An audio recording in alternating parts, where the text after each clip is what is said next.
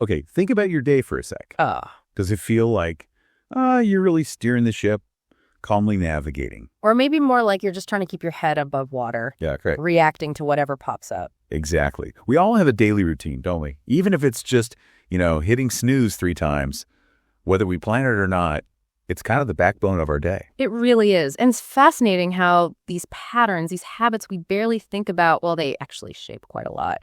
Our sense of control, how much we get done. Yeah. Even just how good we feel. It's more than just checking off tasks. Yeah. Oh, definitely. It's about building a structure, kind of a scaffold, that actually supports the way you want to live. And that's really what we're digging into today.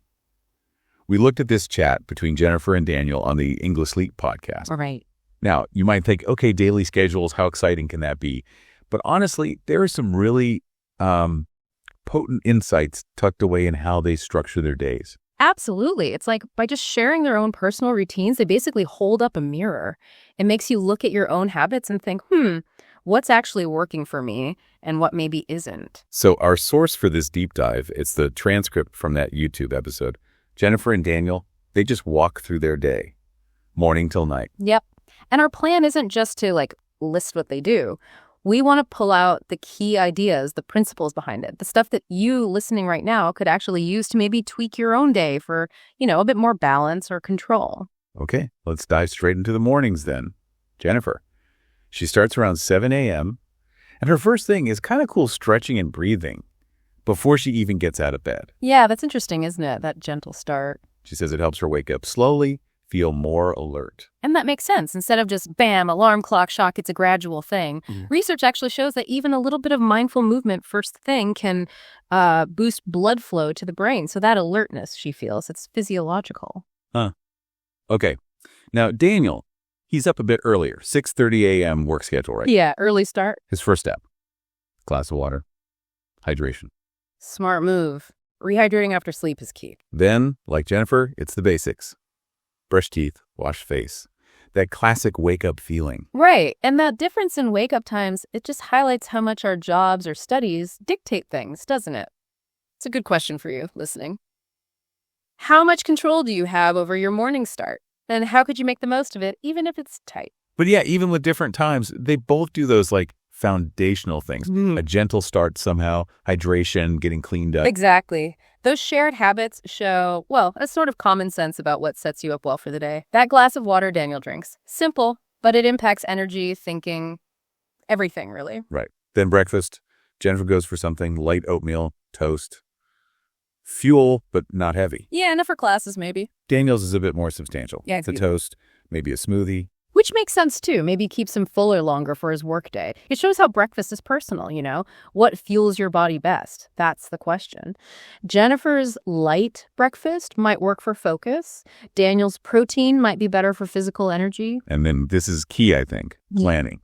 Jennifer checks emails, looks at her to-do list. Daniel checks his class schedule. Yes. Getting that mental map of the day. Before things get hectic. It's proactive. Just taking those few minutes to see what's coming up, it sets an intention, doesn't it? Cuts down on feeling reactive, gives you a sense of control. How do you plan your day, listener? Does it help you feel, more grounded? Okay, moving into the afternoon. Jennifer's in classes or studying. She mentions taking things one step at a time. And crucially, she builds in short breaks, stretching, moving around during long study blocks. That's so important. Breaking down big tasks and taking movement breaks. Our brains aren't designed for hours of nonstop focus. Those little breaks, even just a minute or two of stretching like she does, they reset your attention. It's like defragging your brain's hard drive.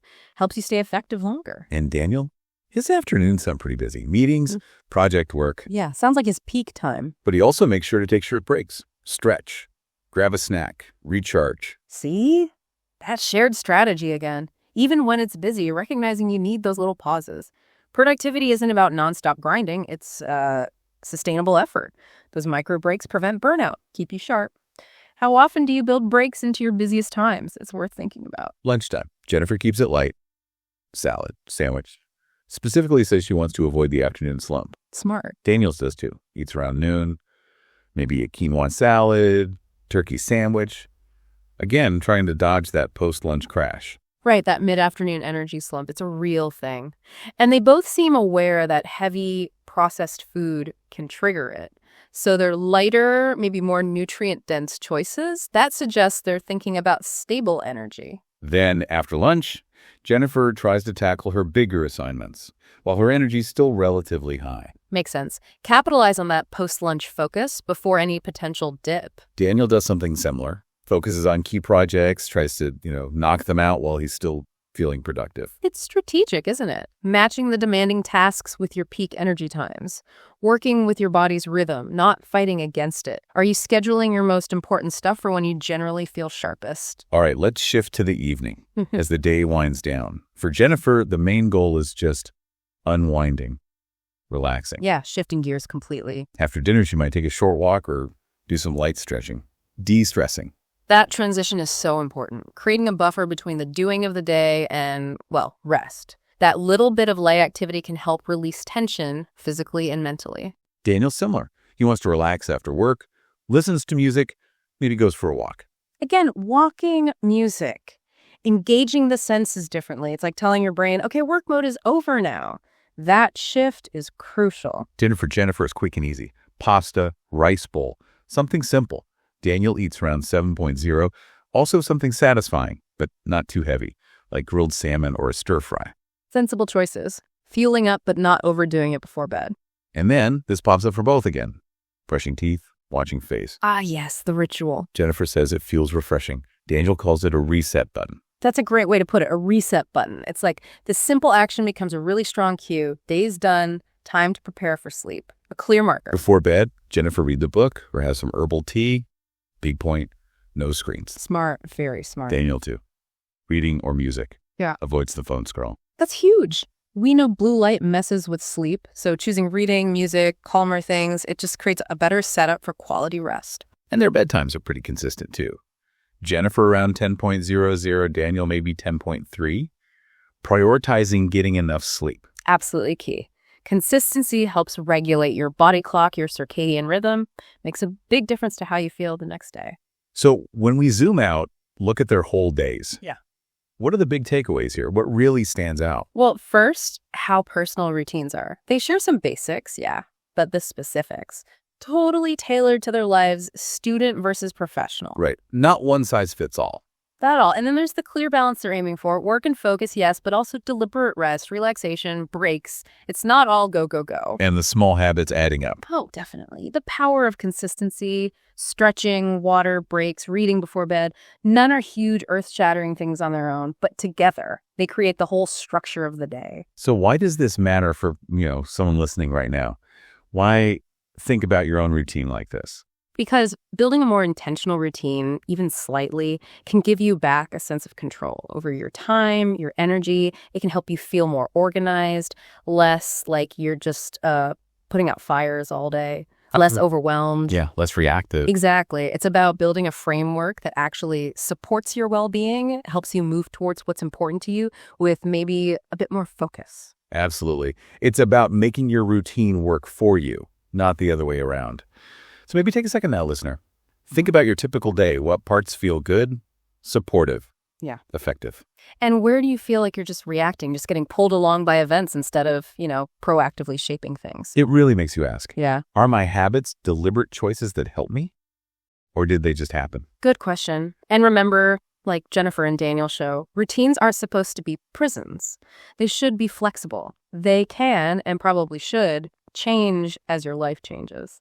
Okay, so to wrap up this deep dive, Yeah. we've walked through Jennifer and Daniel's days, pulled out some, I think, really useful ideas about structuring our own time with more intention. Yeah, hopefully it sparks some thoughts, maybe some tangible ideas you can play with in your own daily rhythm. So here's that final thought for you to chew on.